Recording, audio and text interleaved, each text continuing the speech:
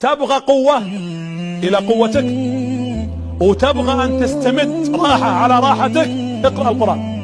والله أنا اسمحوا لي أعبر بها اللفظ، والله عيب يمر علينا يوم ما نقرأ صفحة من كتاب الله. اللي يبغى أموره تتيسر يقرأ القرآن، اللي يبغى وظيفة يقرأ القرآن، اللي يبغى رزق يقرأ القرآن، اللي ترى وتريد زواج تقرأ القرآن، اللي بينها وبين زوجها مشكلة وتريد أن يصلح الله الأمر تقرأ القرآن، اللي يريد المال الحلال يقرأ القرآن، اللي يريد الرزق والحلال والبركة والهدى والتقى والعفاف والستر يقرأ القرآن. القرآن فيه كل شيء، تبيانا لكل شيء.